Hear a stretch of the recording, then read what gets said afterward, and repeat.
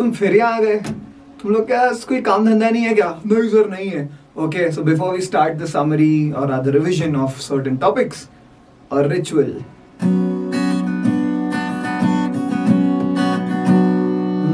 चाहत सी है ये तेरी बढ़ती जाए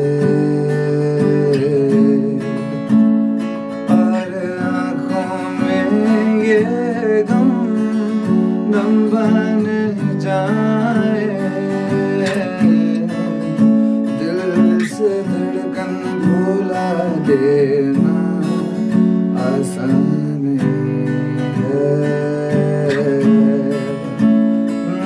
आदत सी है मुझको ऐसे जीने में।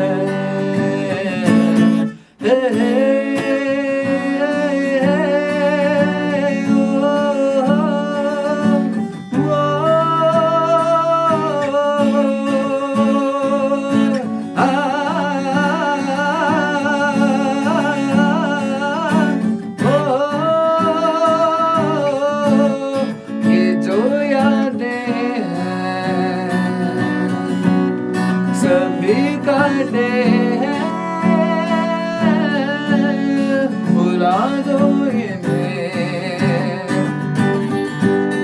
मिटा दो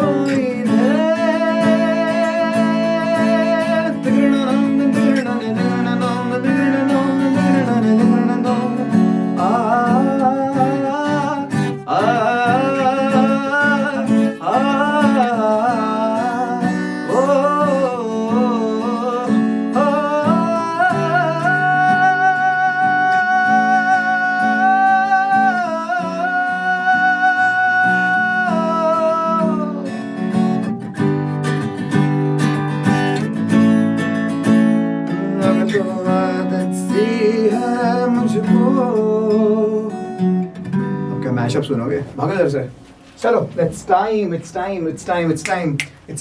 for some quick revision of certain topics. Linear and quadratic equations पकड़ेंगे आज हम। Alright, कुछ चीजें तुमने बड़ी बेसिक सी देख रखी होंगी जीवन में। सर गाना क्यों गाया? The reason is अब इतने टाइम से पढ़ाई कर करके आदत सी नहीं पड़ गई है दर्द में ना सॉल्व होते कॉन्ट्स के सवाल, ना सॉल्व होते डीएलआर के सेट्स, एक आदत सी बन गई है। तो इस आदत के साथ ही एग्जाम में जाना कि भाई अब आदत हो चुकी है प्रेशर की, अब एग्जाम में एक ही चीज हो सकती है और वो है कि मैं फोड़ूंगा। क्या ये बात सबके समझ में आती है? शुरुआत करें। Alright, here we C a1x + b1y + c1 = 0 एक तरह की लीनियर इक्वेशंस दी हैं दो। हाँ, ऐसा ही कुछ जनरल फॉर्म होता है। इसमें बड़ी यूनिक सी चीज तुमको पता होगी, अगर a1/a2 is not equal to b1/b2 तो एक यूनिक सोल्यूशन बनता है। यस और नो? शाबाश। a1/a2 अगर इक्वल होता है b1/b2 लेकिन ना हो इक्वल c1/c2 के, तो उसके होते हैं नो सॉल्यूशन, कोई भी कॉमन यूनिक आंसर नहीं होता। कायदे से अगर तीनों ही सेम है इसका मतलब इनफाइनाइट सॉल्यूशन, इसका मतलब ये है कि दोनों इक्वेशन सेम है। Is that clear? Now moving on, कुछ बड़ी बेसिक चीज क्वाड्रेटिक इक्वेशन के अंदर जाएंगे क्योंकि लीनियर में इतना कुछ होता ही नहीं है ज्यादा। नाउ क्वाड्रेटिक दिखती कैसी है? क्वाड्रेटिक मतलब डिग्री 2, ये समझ में आता है। ax² + bx + c common general term, alpha beta roots माने जाते हैं। आंसर मान लेते हैं ax² माइनस, अब दिस इज इंपॉर्टेंट, तुम लोग को ये तो पता होगा कि सर बीच में सम ऑफ रूट्स होता है और बाहर प्रोडक्ट ऑफ रूट्स। यस और नो? अब एग्जांपल के तौर से समझेंगे। मैं कहता हूं इसका जनरल फॉर्म होता है ये, ठीक है? कहने का मतलब क्या, अगर ये इक्वेशन को मान लो ऐसा है, अब तुम क्या बोलोगे यहां देख के, सर प्रोडक्ट ऑफ रूट्स 6 है और सम ऑफ रूट्स -5। गलत, माइनस कॉमन रहता है, माइनस पहले बाहर रहता है, अंदर जो बचा वो होता है सम। तो यहां प्रोडक्ट ऑफ रूट्स क्या होगा? 6। सम ऑफ रूट्स -1 बाहर निकालोगे तो 5 होगा। Do you understand? तो सीधा अगर तुमको यहाँ पे अल्फा कॉमा बीटा लिखना होता ना इस इक्वेशन को देख के, ऐसे दो नंबर्स जिनका प्रोडक्ट 6 है और सम +5 है, सीधा समझ में आ जाएगा 2 और 3। Do you understand this? This is how you right it. इससे ज्यादा कुछ जानने की जरूरत नहीं। अल्फा + बीटा इज -b/a, यानी कि माइनस ऑफ -5 इज 5/1। समझ में आता है? अल्फा बीटा इज c/a, यानी कि 6/1। साफ आसान सी चीज, बहुत बढ़िया। आगे बढ़ते हैं। ax² ये हमने पढ़ लिया। अब तुम इक्वेशन देखकर, मैं 4 टाइप की इक्वेशन दिखा रहा हूं। सर 4 अलग अलग का क्या मतलब है? इसमें देखना x² सब जगह कॉमन है, सब जगह x² है। इधर देखना 5x और 6 भी कॉमन है, बस ये देखना यहाँ माइनस है यहाँ प्लस है, माइनस प्लस है यहाँ प्लस प्लस है, यहाँ माइनस माइनस है यहाँ प्लस माइनस है। क्या ये समझ में आता है? हाँ सर, इतना समझ में आ गया।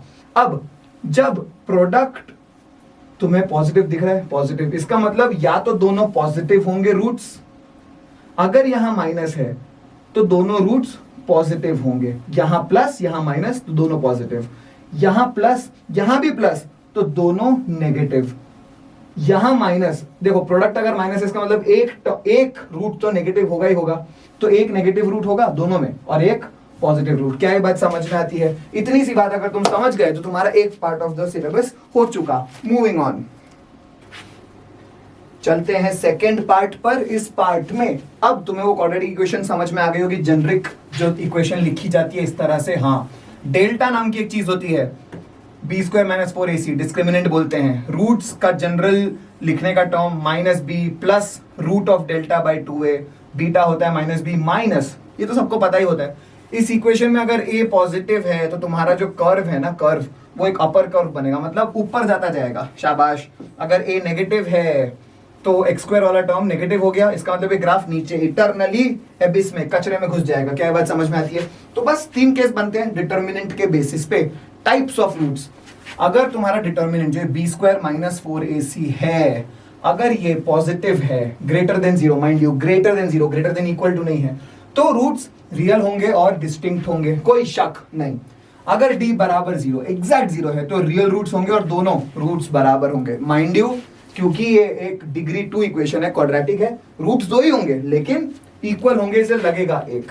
नाउ थर्ड केस, अगर d 0 से कम हो तो भैया इमेजिनरी रूट्स होते हैं। इमेजिनरी बोले तो जो रियल नहीं होते, a प्लस IB टाइप का तुमने देखा होगा। क्या है, समझ में आता है? कमाल की बात, बड़े लॉयल होते हैं इमेजिनरी रूट्स, ये हमेशा कपल में रहते हैं। अगर एक इमेजिनरी रूट है तो एक ही नहीं होगा, 2 होंगे। क्या बात समझ में आती है? There always in a couple. ये हम अभी देख चुके हैं, sum of roots is minus b by a, product of roots is c by a। Moving on to a few other things जो शायद तुम्हें पता हो, शायद ना। सडनली तुमसे पूछ लिया जाए, सर ये सब तो आता है, फाइंड मैक्सिमम और मिनिमम वैल्यू ऑफ दिस, ये कैसे निकालेंगे? इसमें तो मौत आ जाती है। इसीलिए एक चीज होती है परफेक्टिंग द स्क्वायर नाम की, उसको एक परफेक्ट स्क्वायर बनाने की कोशिश करता है। एक्स स्क्वायर को एक्स स्क्वायर लिखा, प्लस इसको मैं 2ab फॉर्म में, a square plus 2ab type लिखना चाहता हूँ। 2 इंटू a, एक्स लिख दिया, इंटू कितना करें कि 18x बन जाए? सर 9 कर दो, तो 2ab, b का स्क्वायर इज 81। अब हमारे पास तो 44 ही था, तो 81 हमने ले लिया, ज्यादा ले लिया ना, कितना, 37 ज्यादा ले लिया, तो 37 वापस कर दो। ओके, तो सर इतना जो है ना, ये पार्ट, ये एक्चुअली x प्लस 9 का होल स्क्वायर दिखता है, माइनस 37। अब एक बात बताओ बच्चों, स्क्वायर कभी नेगेटिव हो सकता है क्या? यहां मैं 1 करोड़ रख दूं, 1 करोड़ मान लो, तो 1 करोड़ का स्क्वायर तो पता नहीं कितना हो जाएगा, यस और नो? x की वैल्यू कुछ भी हो सकती थी, कहने का मतलब कहीं भी जा सकता है प्लस में। मैं कहता हूं इसकी मिनिमम वैल्यू क्या हो सकती है? तुम x को कुछ भी रख दो, 10 करोड़ रख दो, 10 करोड़ माइनस 37, 9 करोड़ कुछ आएगा, बहुत बड़ा, लेकिन एक मिनिमम डिफाइंड है, इससे कम इसकी वैल्यू नहीं हो सकती। फॉर एग्जांपल तुम मान लो इसका सबसे कम वैल्यू क्या हो सकता है, क्योंकि ये स्क्वायर है तो 0 से कम तो कतई नहीं हो सकता, तो ये मिनिमम हो सकता है 0। 0 minus 37 is minus 37। That is how you figure out कि इस इक्वेशन का मिनिमा होगा और मिनिमा होगा माइनस 37। सर इतना सब करना पड़ेगा क्या? यहां से फिगर आउट नहीं कर सकते? कर सकते हो। यहीं से तुमको दिख रहा है कि ये कर्व ऐसा वाला है, एक्स स्क्वायर का कोफिशिएंट 1 है पॉजिटिव, तो ये कर्व ऐसा बनेगा, इसका मतलब इसका एक मिनिमा होने वाला है कहीं, बस वो मिनिमा निकालना चाहिए। डिफरेंशिएशन से भी कुछ लोग करते हैं, बट तुम्हारे कोर्स में नहीं है तो इग्नोर, जैसे कि तुम पढ़ाई को करते हो। अब कुछ बेसिक चीजें ये अपन ने देखा। अब अगर तुमको ये नहीं आता ना, फिर भी तुम मुझे आके बोलते हो सर मेरे को ना अलजेब्रा से डर लगता है, अलजेब्रा बहुत टफ है। अलजेब्रा टफ नहीं, तुम इनडिसिप्लिन्ड हो, तुम नालायक हो, तुम बहुत बदतमीज हो, समझो इस बात को। ये फॉर्मूला तुमको पता होना चाहिए। तुम्हें पूछ लेंगे कि एक इक्वेशन दी है, उसका alpha square plus beta square निकालिए, कैसे निकालोगे? तुम्हें पता होना चाहिए अल्फा प्लस बीटा का होल स्क्वायर, इसमें से अगर मैं 2 अल्फा बीटा माइनस कर दूं तो ये आएगा। अगर तुम्हें ये नहीं पता तो मुर्दा हो तुम, समझे? तुम जिंदा हो, तुम दिलों में अपनी बेताबियां लेके चल रहे हैं, जिंदा हो तुम नहीं, मुर्दा हो तुम अगर तुमको ये नहीं पता, समझ जाओ ये बात। नेक्स्ट, ये चीज तुमको पता होनी चाहिए। कुछ लोग को ये पता होता है alpha plus beta into alpha square minus alpha beta plus beta square. 99% बच्चों को ये नहीं पता होता। मुझे बताना कितने लोगों को ये चीज पता थी। ये पता होना अपने आप में एक टास्क है। इसी को एक और तरीके से लिखा जाता है। कुछ लोग बड़े स्मार्ट होते हैं, वो बोलते हैं सर मुझे ना अल्फा प्लस बीटा का होल क्यूब आता है, उसमें से माइनस मार देते हैं, -3 alpha beta into alpha plus beta. ये भी एक तरीका है इसको लिखने का, कोई दिक्कत नहीं, दोनों आने चाहिए। नाउ ये तुमको पता होगा, उसी का एक्सटेंशन है यार।